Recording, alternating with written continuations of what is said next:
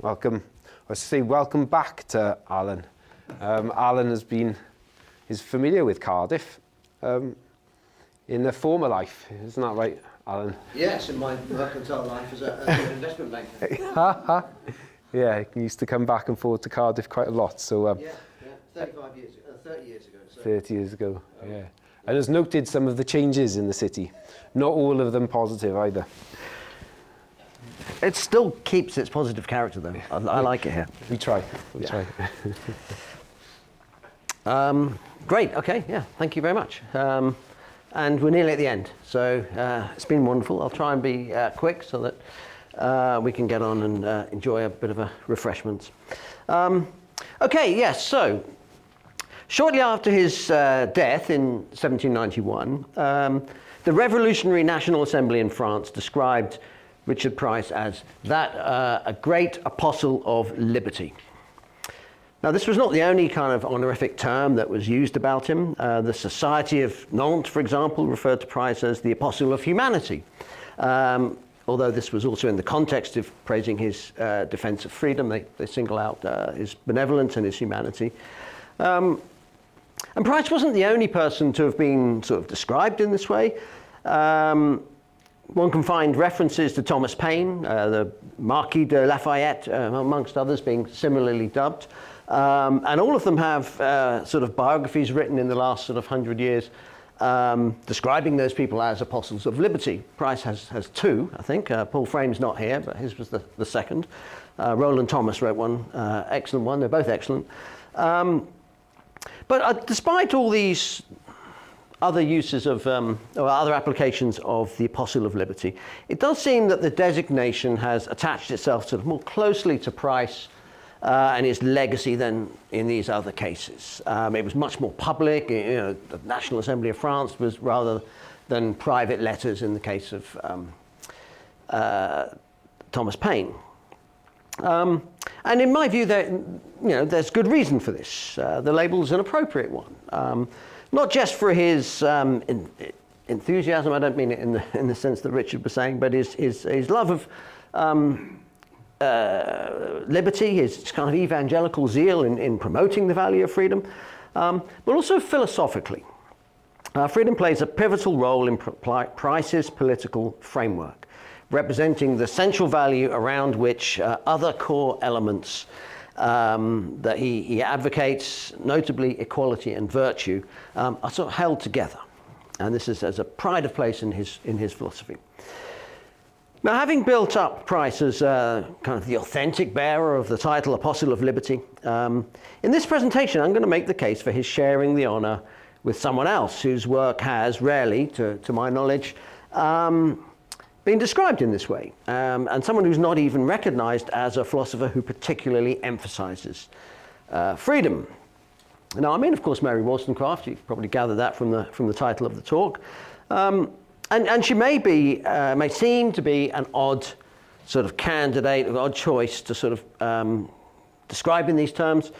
Wollstonecraft is best known as an advocate of women's rights, obviously, and is often considered to be primarily a theorist of equality and rights, perhaps education, with liberty being perhaps a welcome byproduct. But it's not often singled out as the focus of her philosophy.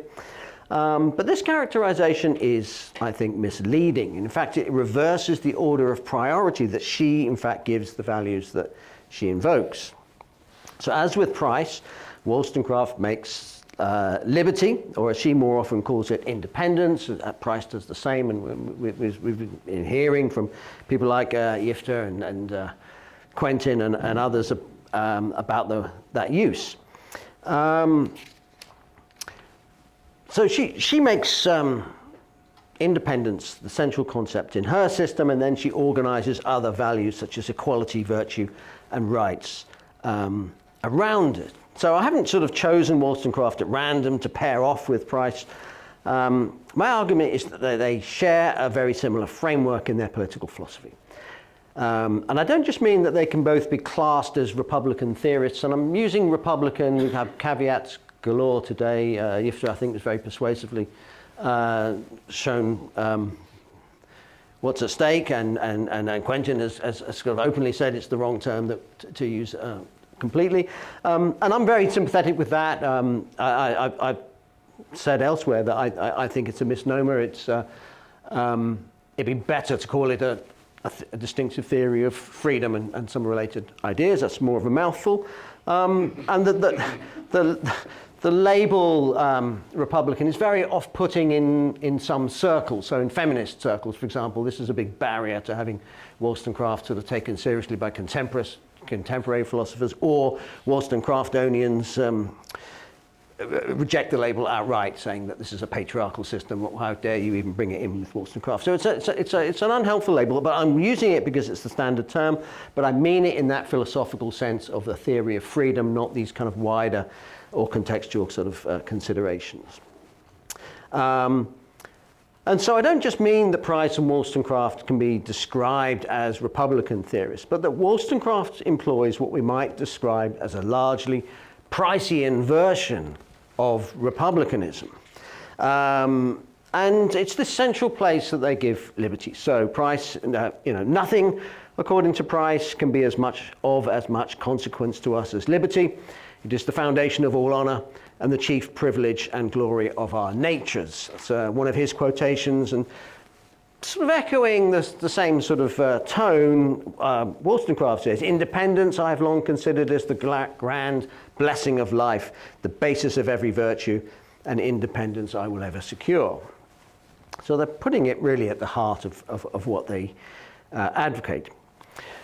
But more than simply sharing a basic approach, I shall argue that Wollstonecraft can be understood as taking Price's republicanism a step further, developing it theoretically so that the liberty that it offers can be realized more effectively to historically and socially marginalized groups.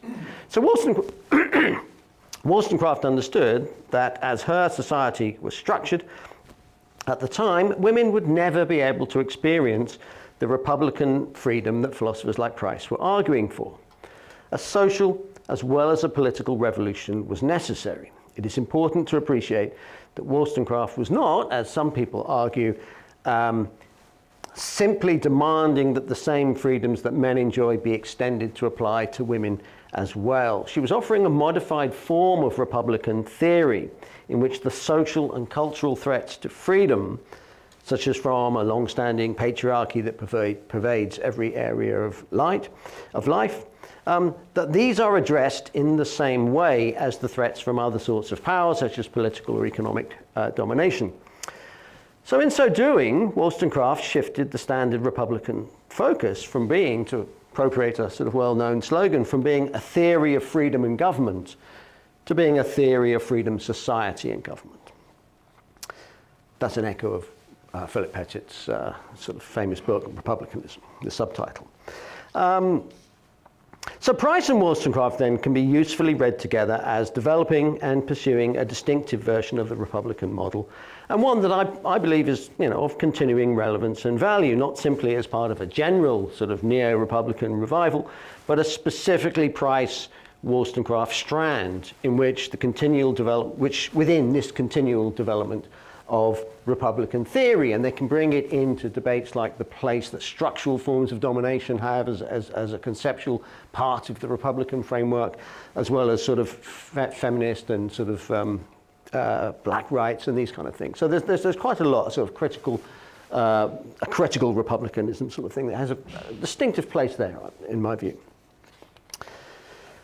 So appropriately enough, Wollstonecraft had a very close personal relationship with Price, at least for a few years when she lived in Newington Green, where Price was the minister. We've not actually heard a lot about Newington Green. It was my surprise. I thought I didn't bother putting anything in the notes here because I thought everyone would have talked about that loads by now.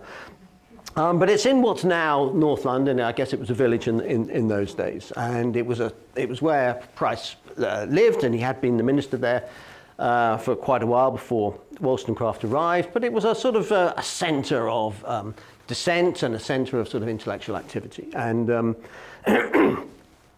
it was the wife of another, actually, Republican, James Burr, the widow, who persuaded Wollstonecraft to come lived there, set up a school with her sisters and her friend Fanny Blood. And it's there that she met Price. So I'm not going to make any specific claims about Price's possible influence on Wollstonecraft. It's difficult to imagine that he didn't heavily influence her thinking, but it seems to me that ascribing any concrete instance of influence that couldn't be put down to a myriad of other factors in Wollstonecraft's development, it's a tricky business. I mean, there's people here who are excellent at that, and I'd leave it to them, to historians, intellectual biographers, and these kind of people. But my interest is solely with the kind of philosophical resonance between their respective models. But this said, I am going to start with an account of their relationship. And the reason being is that I hope to show that they share, well, they each bring similar sort of personal and intellectual motivations to their projects and their political theorizing. So Wollstonecraft moved to Newington Green in 1784, in her mid-20s, to set up a school, as I've mentioned, with her sisters. She moved away for several months. She went to visit her friend in Lisbon. Sort of ended tragically. Her friend died in childbirth just as she arrived. She came back with the child. Was shipwrecked and stuff on the way.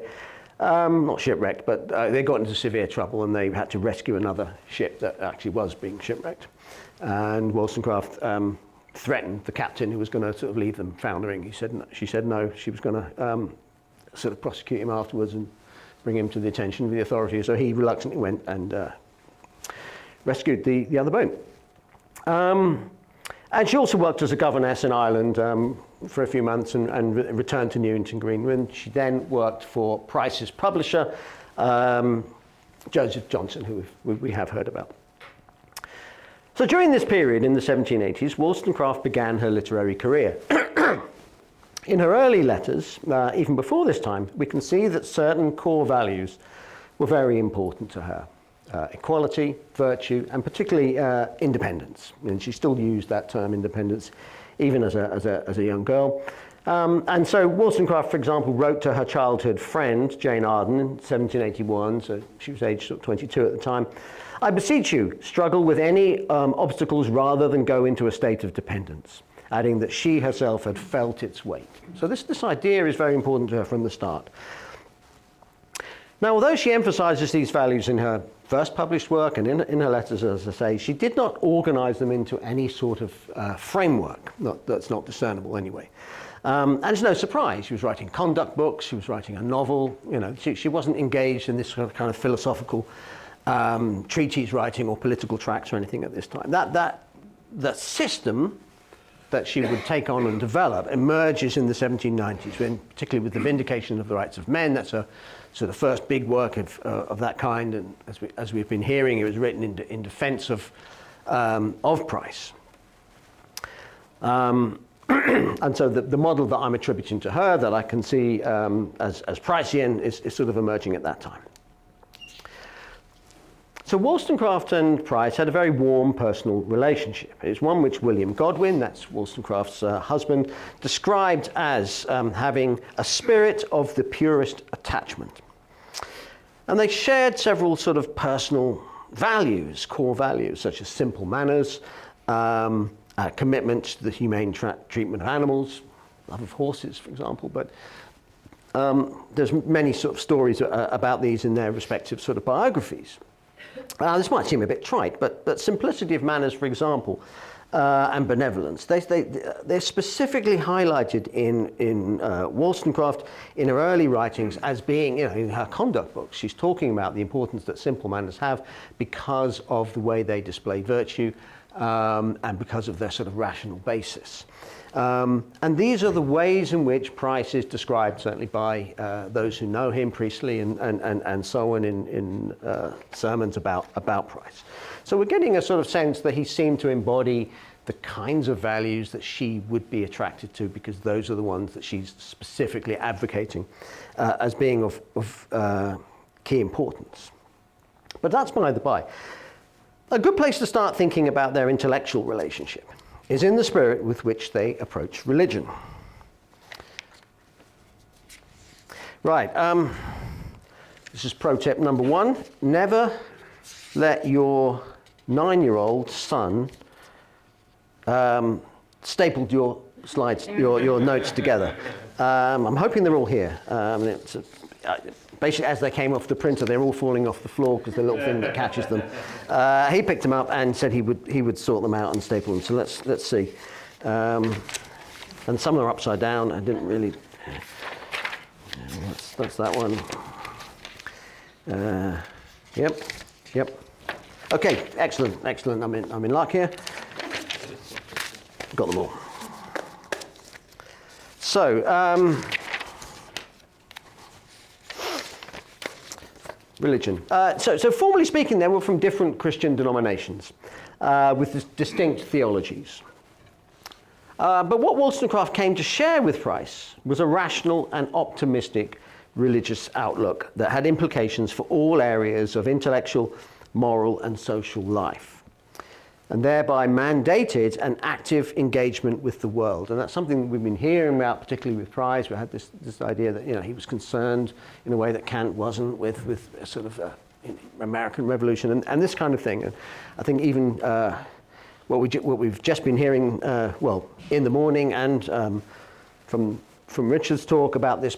He was an activist, he was practical, and that was driven partly by his religion. And that's hugely important for Wollstonecraft too.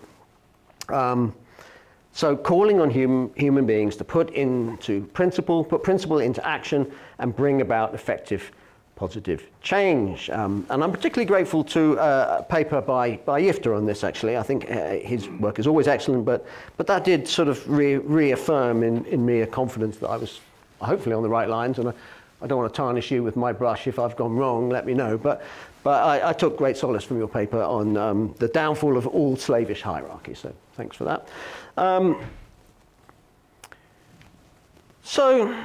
But in this aspect of religion, Wollstonecraft is likely to have admired Price. Joseph Priestley commented in a sermon commemorating Price that no person well acquainted with Dr. Price could say that rational sentiments of Christianity are unfriendly to devotion. Now, Hugh tells me that may not have been the view of Price held by people in Wales at the time, and Welsh Methodists may have found him cold and sort of unemotional. I can only go with the texts, and from what I've been reading about Price, he was regarded maybe by cold English people as someone who could bring abstract theory to resonate with the emotions and therefore a call to action. So I hope so.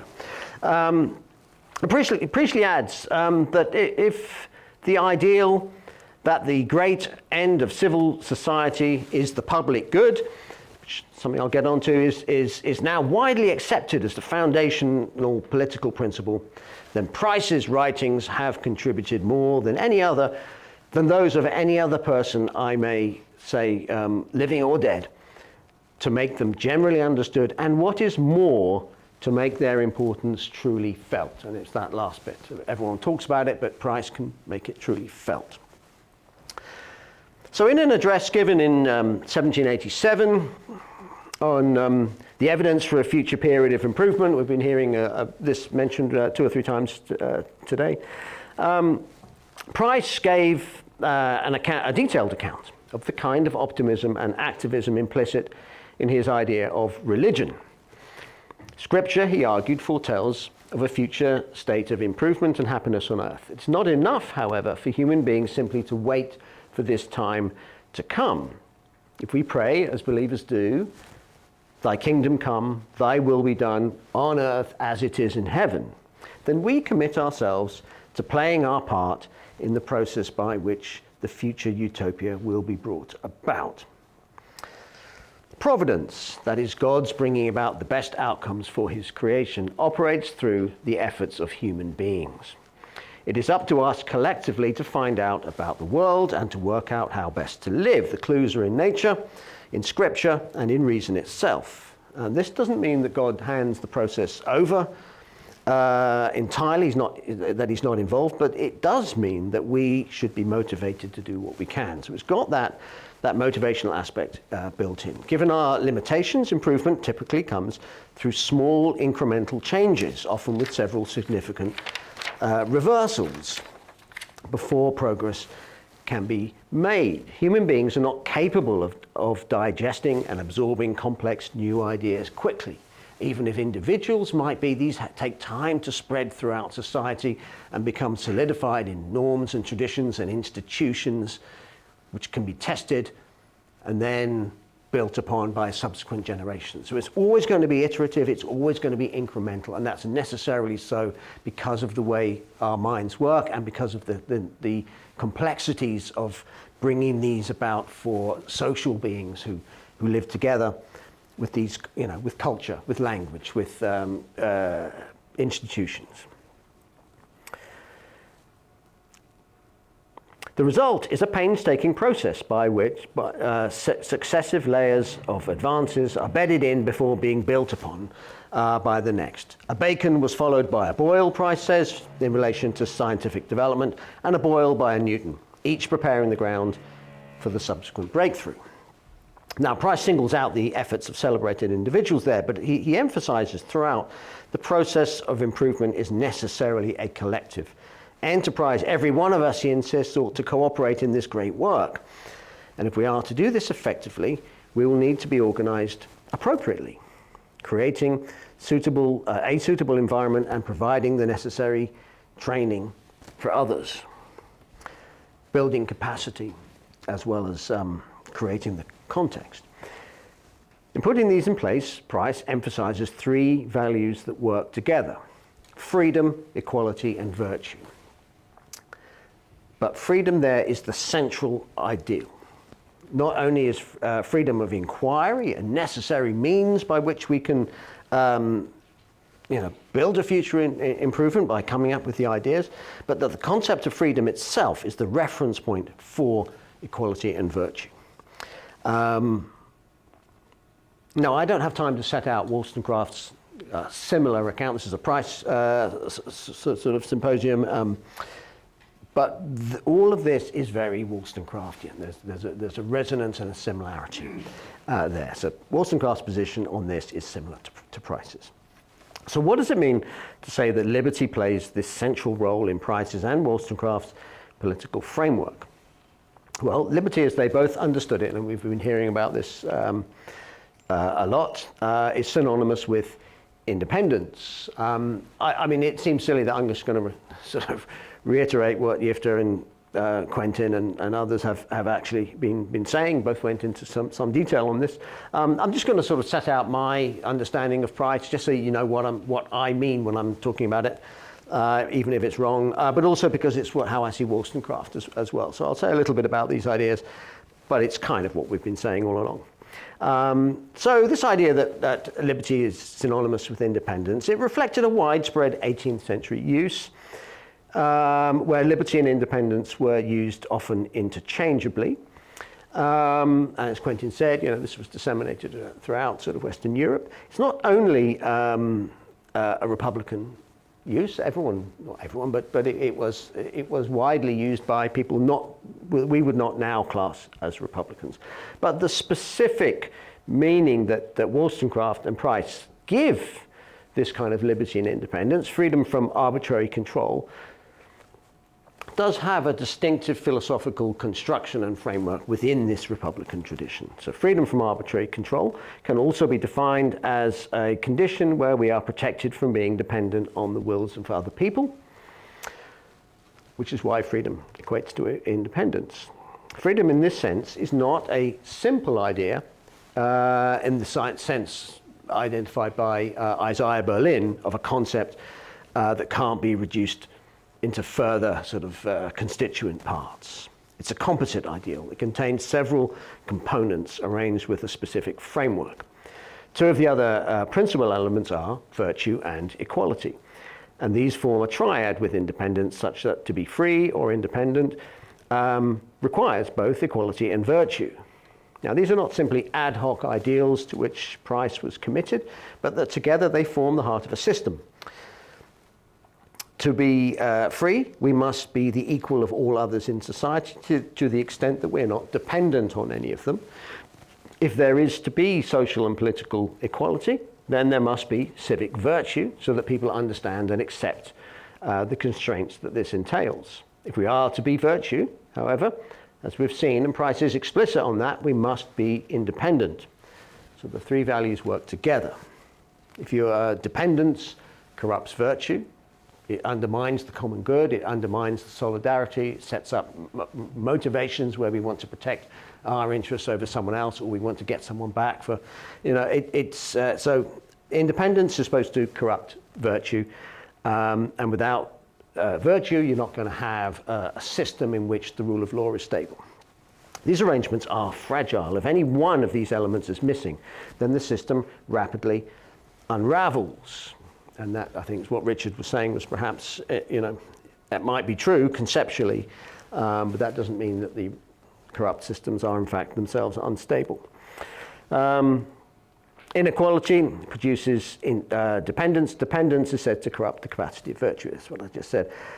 It's this last point that's important. Patterns of dependence in society have a corrosive effect on the civic virtue, not only of those who are directly implicated, as either the oppressors or the oppressed, but of the rest of society.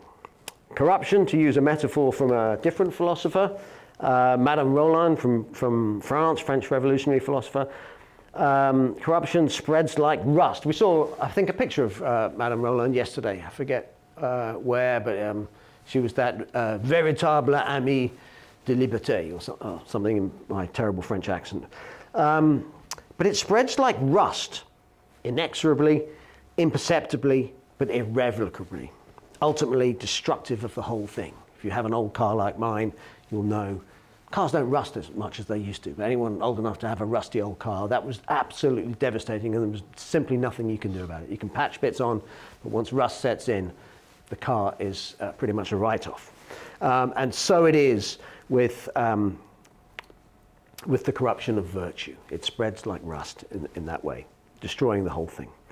To create and maintain such a specific set of conditions requires a certain form of government, one that prioritizes freedoms as independence generally, but specifically promotes the conditions necessary for free inquiry. Now, freedom of independence is understood in terms of what Price and Wollstonecraft refer to as arbitrary power. Now, arbitrariness is not a fixed ideal, but something discovered collectively through dialogue in good faith amongst citizens about their common interests, or shared interests. Now, it's both an objective component in the common good tied to the moral and scientific law, that's what we're inquiring about, but a subjective element tied to the perception of their public interests and of the different sections of society. So discerning the common good is not just about creating future improvements, but also concerns the very possibility of freedom itself, because that's the criterion by which you measure arbitrariness. The capacity to reason impartially and the willingness to seek the common good are both part of the ideal of civic virtue, so we can see why virtue is constitutive of freedom of independence as well, since reason and willingness are necessary to define its very terms. Arbitrariness. We've got to do this rationally, and we've got to be prepared to do it in good faith. Now, this is all very well in theory. Personally, I'm sold on a lot of it. But the population really has to be willing and able to reason in clear, impartial terms that Price identifies. Price knows that this is a problem. He accepts that our environment, in the form of government that we live under, significantly influences our character, for example. So a free society is supposed to produce virtue. Living under despotic terms necessarily degrades our character. And he argues that a rigorous education will necessarily, is necessary to undo the prejudices that previous regimes and a corrupt church have instilled upon us. So Wollstonecraft's model sort of starts really from there. Her basic model of political freedom is essentially the same as that I've outlined and attributed to Price. But she understands that, or she argued that women would never in fact be free under the social conditions that prevailed at the time. No matter what form of government or the population's level of education, it was never, that women were never going to be free. Now, women were sort of horrifyingly unfree politically, but political restrictions themselves were not the deepest cause of women's unfreedom so much as what held the law in place, what allowed it to make sense to the entire population.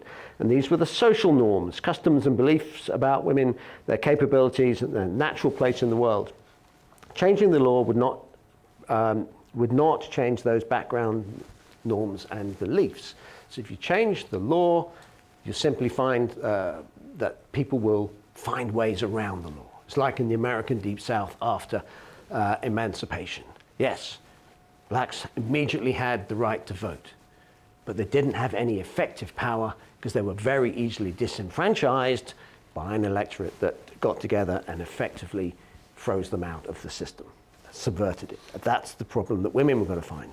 If social customs support women's subordination, there's not much the law can necessarily do. What was needed then was cultural change, what Wollstonecraft refers to as a revolution in female manners, not women's etiquette, but the ways in which women were regarded and they interact socially, economically, and politically. The realization that our social circumstances profoundly influence the range of options that we can realistically exercise, powerful as that is, it's not original to Wollstonecraft. You find it in Rousseau. Poulain de la Barre was writing about this at the end of the 17th century, specifically in the case of women. But what Wollstonecraft does is to integrate this insight into a Republican model. And that's what I think has been very fruitful on her part and continues to pay dividends to this day. The oppressive, patriarchal society from whose influence women could not escape was not simply some background condition that needed to be sorted out before the Republican model proper could be made operative. These cultural norms represented sources of arbitrary power in just the same way as any other source of power, such as economic or political domination. And there were continual threats. You don't just sort out the background and then let the Republican model work. There's always going to be new threats. Norms are changing, new social groups emerge, economic conditions change, new demagogues arrive, and so on. So there's continual sort of maintenance that's needed. Wollstonecraft, however, identifies a crucial difference between being a slave to prejudice, a phrase she uses several times, and the other kinds of arbitrary power. The means by which arbitrary power is generally combated is through reasoned argument. We deliberate, form a consensus, and ultimately construct a rational law that upholds the common good. But what Wollstonecraft argues is that this cannot work for women's subjection, because our prejudices, the concepts, norms, and assumptions that we've absorbed from society, clouds, as she puts it, our ability to reason impartially. Any argument that women advance for their independence or equality becomes distorted through a filter of prejudices, according to which women's independence simply makes no sense. The result is that women's freedom cannot be established through rational deliberation and safeguarded under a non-arbitrary law. These very elements, reason and the law, have become unusable. An additional step is therefore required. Along with a rational law that represents everybody's common interests, there must be a rational culture that similarly represents the whole. Now, how this is to be achieved, that's, I think, I've seen that I've gone over I set myself a limit of half an hour. I'm over that, so I'm actually going to basically stop. I'm not going to go into how Wollstonecraft says we should do it. That's another talk. But it is basically in that slow, iterative way that I said that future improvements emerges. It goes back to that sort of Pricean model of how we build the future. So that's what she's arguing for is the case here. I think this is a productive model, but I'm going to stop because I would actually like to hear what you guys have to say and people want to go home. So thank you very, very much.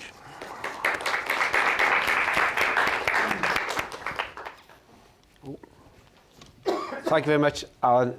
Really nice note to end on and a really interesting and provocative talk, I thought. Particularly, I've been teaching a bit of Wollstonecraft. Oh, great. Or trying to this semester. Always nice to hear. Yeah, I'm not sure if I did a good job of it, but yeah. Any questions from the floor for Alan? Or we've got a couple. I'll go to James first. Hello, and thank you very much for your talk. I too have been teaching Wollstonecraft this term.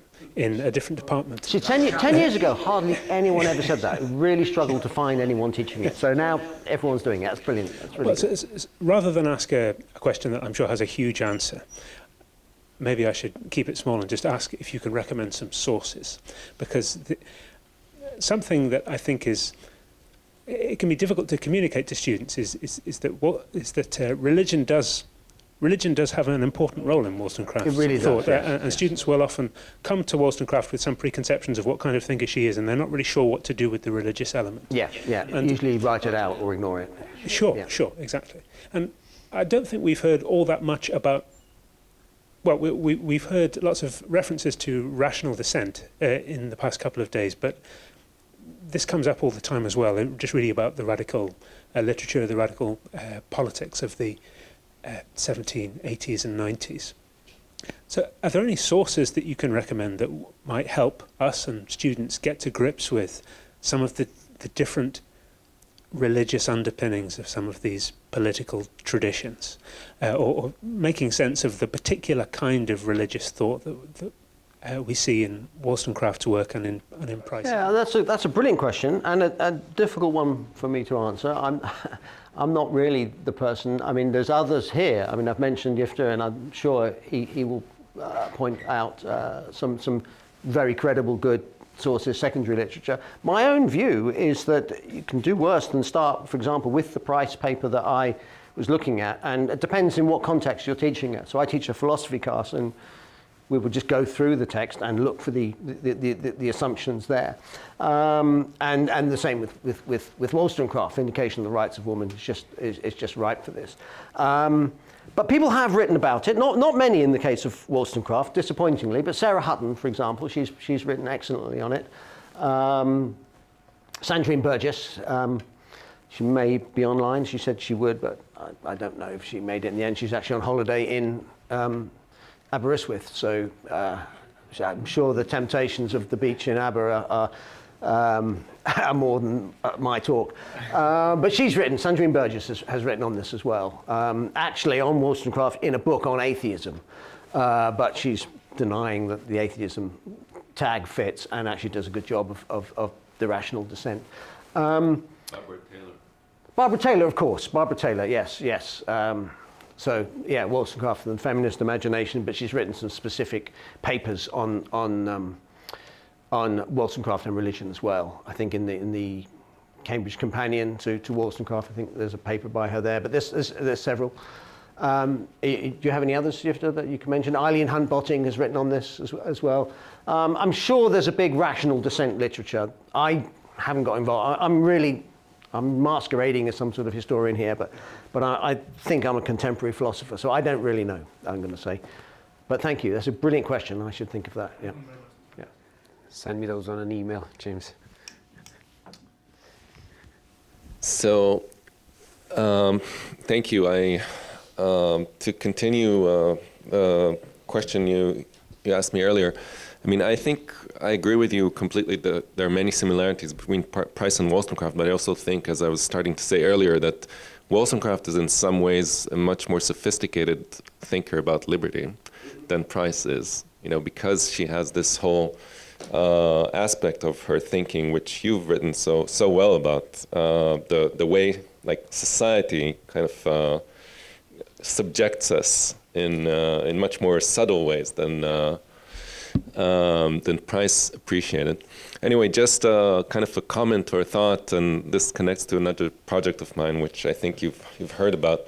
I mean, what's really interesting in Wollstonecraft is that she not only shows how society like exercises a form of arbitrary power over us through manners and education, but she also shows how society controls us or controls women by giving them power, giving them the arbitrary power of beauty, which is really like interesting and sophisticated argument to say that women are not only society not only takes power away from women, but also gives them instead of an inferior kind of power that actually corrupts them and makes them even more subjected.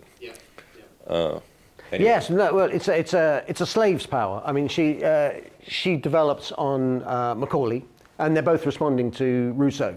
So in Rousseau, in Émile, the story of Sophia, or Sophie, the companion for Émile in that story, Sophie is educated for dependence because she's naturally dependent, but this is not supposed to put her in a sort of, unfortunately, vulnerable position because she has this equal power over men, which is that of her beauty. So that is supposed to be complementary and equal. And Macaulay says no, it's a slave's power. Because slaves have power through their cunning, through their sycophancy, through the manipulation that they have to do. And this is a manipulative power. For one thing, it is corrupting exactly as you say, because it corrupts your reason. You're not talking about the common good now, you're talking about your beauty and how you can get what you want. So it's not building character, it's not building rationality, it's not building virtue, it's not promoting the common good. But what it does do is actually take all of those things away from you and corrupts your character. So that's the Catherine Macaulay and Wollstonecraft says that too. There's another side to it, which is that as a slave's power, in a slave society, once you lose as a slave your reputation for being the right kind of slave, you lose it forever. And a woman who loses her reputation for chastity, chasteness, virginity, whatever, has lost it forever. If you were a fallen woman or a whatever, you were never going to recover your place in society. So this was a vulnerable game, because the more you play on beauty, the more you attract rivals, the more you attract scoundrels and male rakes, she refers to them as, who are, a woman is motivated to keep her sort of dalliances secret, but a man is motivated to make them public. So you have a sort of, in terms of social rewards, you have a real tension there. So this is a high stakes game. If you use your beauty, you might lose everything, and that's a price that you might not want to pay.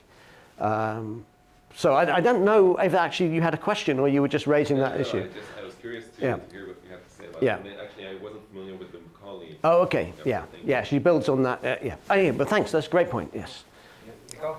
Nicole. I guess sort of continuing, this is self-interested, interest in thinking about environmental questions in relation to the history of Republican thought. But you mentioned she critiques the abuse of animals.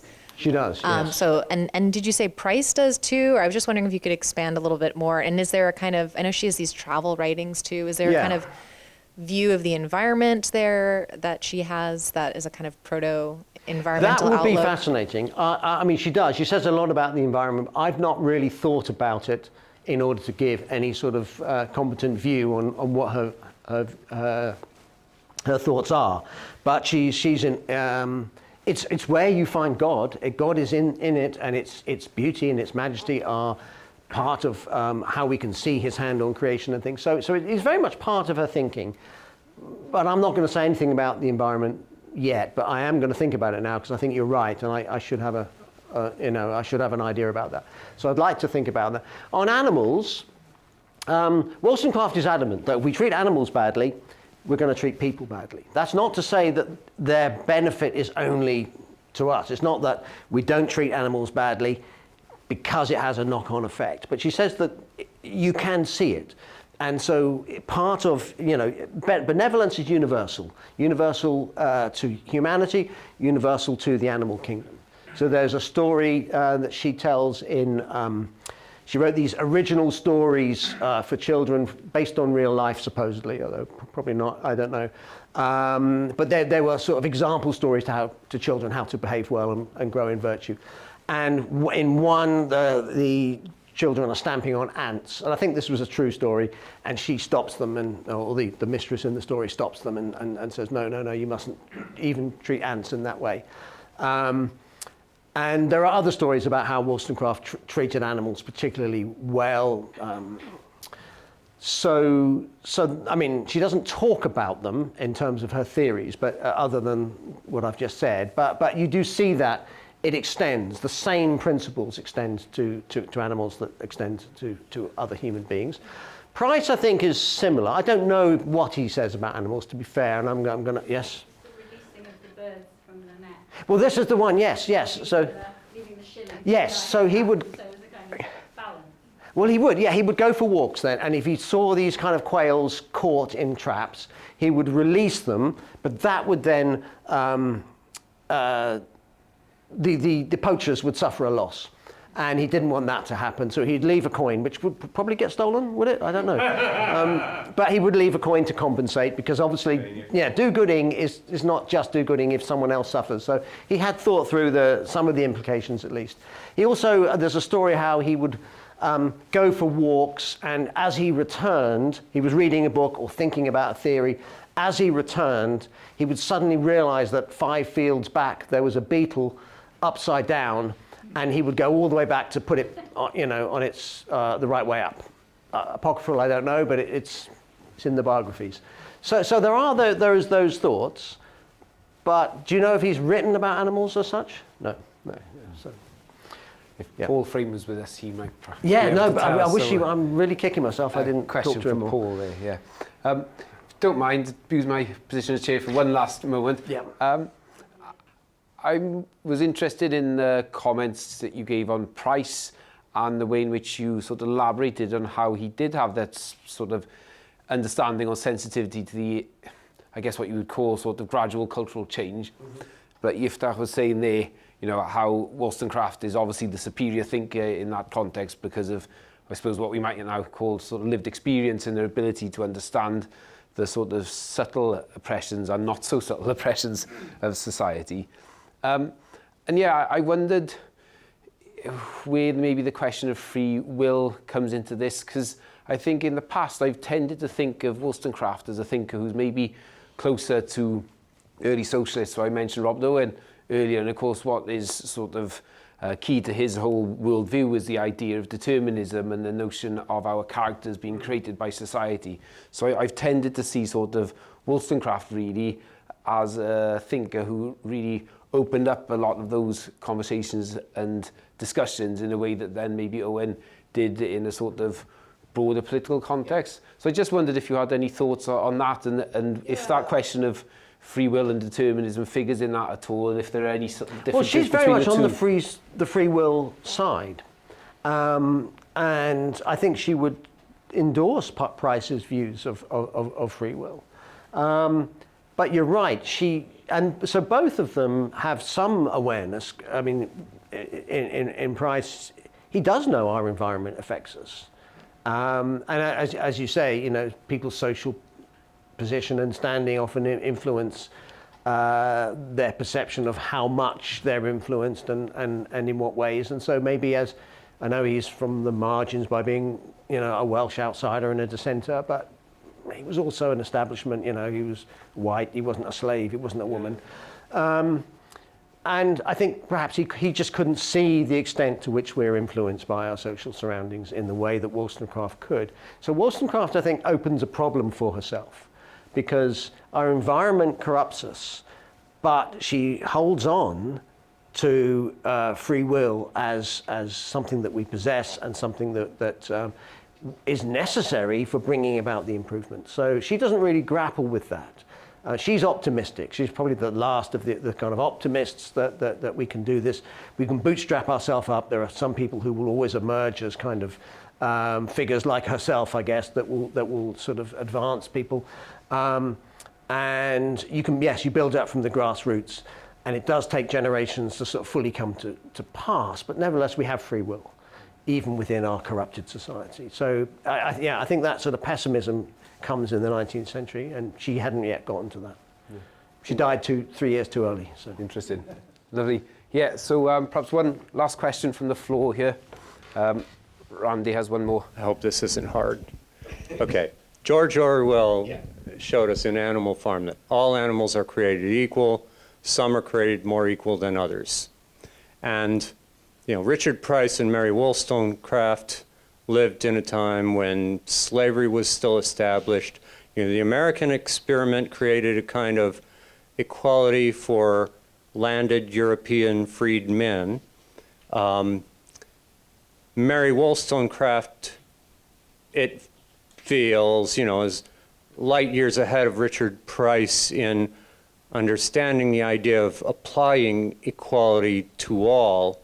What do you see in Richard Price's thinking and writing about how influenced he was and how much imagination he had for extending those principles of equality to all, or how much he sort of fell into the patterns of what he was used to about who should be free and who it was convenient to make not free? Okay, that's a brilliant question, and that's one that I'm not that well placed to answer. So I've always read Price, I think, somewhat myopically, looking for what I want to get out of him. And so I look through the lens of this philosophical model of what freedom and independence and virtue have in common, and how that forms the basis of a sort of moralized idea that you can then use to create the state. And when you sort of strip it down to that level, his idea of equality must extend equally to all peoples. And so I've just left it at that. Now, in his other writings, and Yifta's particularly sort of impressed this upon me in the last couple of days, his actual views about what's politically expedient or what's politically deserved, and the state that people are in and their capability of taking up independence and the desirability of extending franchises to people who are not ready. He seems not to apply that strict logic that I have talked about. So I've really focused on the model rather than the man's actual views. And it's the same with Wollstonecraft. She is much more, I think, a purist on this. Snooty as she might sound about certain sort of frivolous women and stuff, she's not trying to deny them the franchise. But my understanding is that as a political theorist rather than as a philosopher, Price would restrict, his egalitarianism would only extend to people that are qualified and capable of taking it up, and that would actually exclude large sections. Is that fair? I still like to think that's because in a holistic sense, you can't just give people equality without also equipping them. So Frederick Douglass, for example, the American kind of slave emancipator, he's always adamant it's elevation, it's emancipation and elevation. They go together as one thing. That's what emancipation is. If you don't have elevation, you haven't given them emancipation. And I like to hope that that's in Price too, but I've not read it because that's not the way I was trying to look at it. But that's a brilliant observation, so thank you. Yeah. Thank you very much. And on that note, can we thank Alan for a very stimulating talk.